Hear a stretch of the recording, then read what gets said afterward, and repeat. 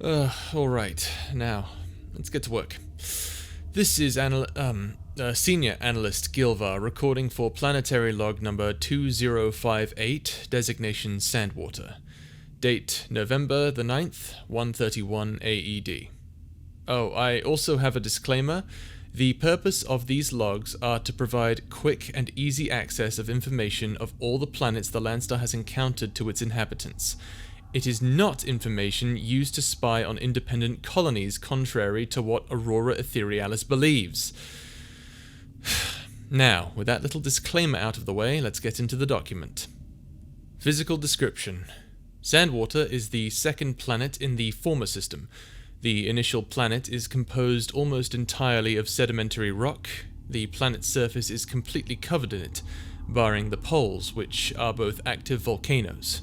Certain sections of the tectonic plates below the surface of the planet seem to be in constant fluctuation. The result is portions of the sedimentary rock that form the surface are broken up into small sand particles. The ferocity of which the tectonic plates move then causes the sand above on the surface to move similarly to that of water, hence the name Sandwater.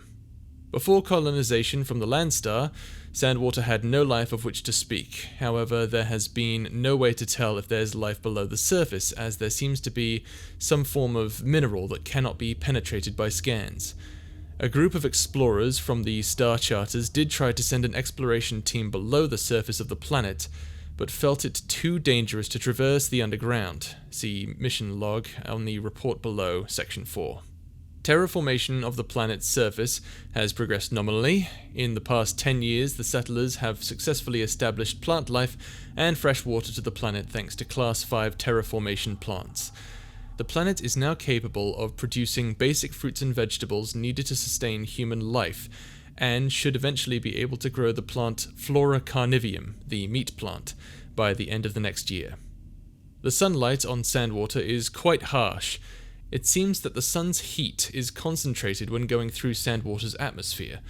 We aren't sure how this is possible, but it has provided the planet with an abundance of solar power of which to trade with other human colonies. To maximize efficiency of absorption, the trade ship Dusk Hunter has been requested to only arrive at night and not block direct light between Sandwater and its star, Forma. Current statistics. Lifeforms, 1 Animus class, 14 Flora class, all brought in by the Landstar. Current apex species, human. Population, 1,000 plus. Settlements. 7 settlements have been created on Sandwater since its initial founding in the year 120 AED, all science outposts. That means that their names are something along the lines of Outpost SW-1. SW for Sandwater, obviously. Living situation. Upon returning with information to the Landstar, the planet was named and founded in 120 AED. To this day, the original team has elected to stay there and continue monitoring activity on the planet's surface with a constant open channel to the Landstar, in the event of an emergency.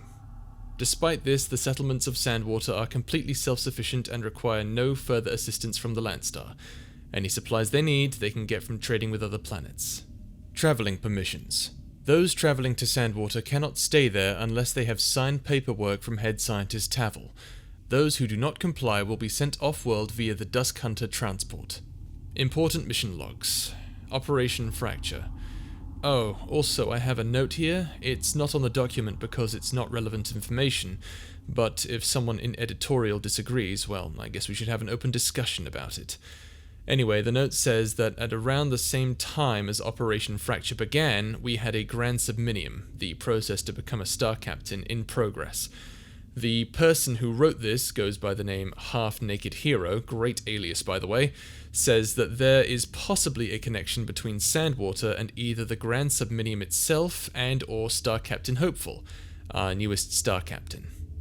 There is no proof, there is no evidence, it is just a theory, and a rather harebrained one at that. But again, if those in editorial disagree with me, well, then I guess we should have an open debate about it. I swear, this happens every time we find a new planet. There's always one guy from Aurora telling us that there's something wrong or things don't add up. Moving on. Operation Fracture's mission log was given to us by head scientist Tavel. The reason for this mission is simple. In most cases, we can scan under the planet's crust to see what it's primarily composed of. We couldn't do that with sand water. We came up with a simple yet complicated solution. See for ourselves. So, we used our supplies to build a mole vehicle to tunnel our way under the surface. We had two working hypotheses. One, there was a mineral underground that was blocking our signal scans. Two, something was hiding down there. It was unlikely, but we had no way of knowing until we saw for ourselves. After we finished constructing the vehicle, I and 3 other scientists who have asked that I keep their names out of this got into the vehicle and began Operation Fracture. It was fairly smooth sailing for about 2 hours, no bumps of any kind. Sedimentary rock isn't exactly difficult to break through. However, we had an almost perfect dead stop when we got through to the bottom of the crust.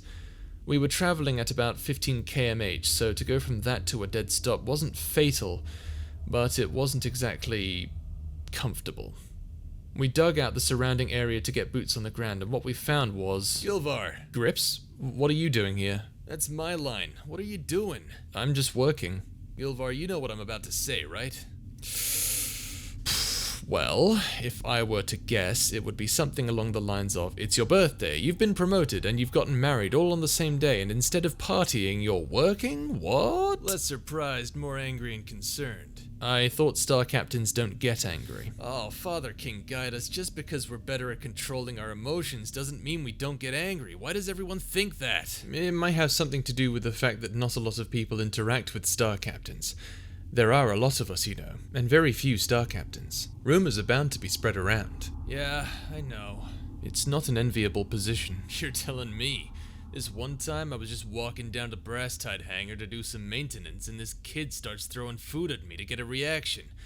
Should have given him one. Oh, honestly, how old are you, Grips? So, why you working? You know that everyone's celebrating you, right? Is something wrong? No, Grips, I'm sorry. What are you apologizing for?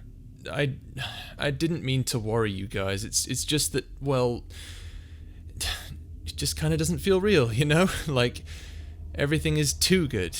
I'm overwhelmed, Grips. I'm really overwhelmed. Oh, Gilvar. I thought if I did some work or something constructive, it would ground me back into reality, you know? Also, the division lead said that since it was unfinished work before I was promoted, I still have to finish it. It has to be you, he said. It's all right, Gilvar. I understand. Yeah, well, thanks, Grips. Anyway, I'm almost done. Just let me finish up here and I'll go have some cake or something. Yeah, well, wait, what are you wearing? What? Are you wearing a lab coat over your tux? I didn't have a whole lot of time to change. Oh, look at yourself, Gilvar. You look ridiculous. It's just a lab coat, Grips. I can put it on and take it off very easily. Also, it's kind of required when working in, you know, the labs, as the name implies. You're lucky I don't have a go at you for not wearing one yourself, actually. I don't look good in a lab coat. How would you know? I've never seen you in one. And since when are you a fashion expert? Gilvar, trust me, I know. Right. Anyway, I'm getting distracted. I need to get back to work. What are you working on anyway? A planetary log for sandwater. Sandwater? Are you kidding me? Well, someone has to do the documentation for the planets we find. And it has to be you? Why? Also, it's sandwater. It's such a boring planet. Now, Genagoro, on the other hand, that is an interesting planet. Mile-high, lethal acid geysers, and... regenerating obsidian. Yeah, everyone's still talking about it even after a full year. I'm getting sick of hearing it. Seriously, I'm almost done, okay? Just let me finish. Fine, but I'm staying here. What? Fine. Where do you want to go when I'm done? Well, it's where you want to go that matters. Oh, actually, you should go see Connie first. Connie? What? Why? You mean other than the fact that she's now your wife and it's your wedding night? Point made. Also, she specifically told me to bring Gilfrey to me. Gilfrey? Yep. Huh. That's weird. She only calls me that when she's in here. You know, for a scientist, you're kinda dumb, Gilvar. I have to go. You have to go. I really have to go. Yes, you do. Go. I'm going. I'm going. can you clean up here? I'll finish my work later or something. Yeah, now go. I'm gone. I'm gone. Stupid kid. Oh, this thing's still on. Sorry about the interference there, editorial. But, Gilvar had to take care of something. I'm sure your report can wait. Oh, and Gilvar, if you see this, happy birthday, buddy.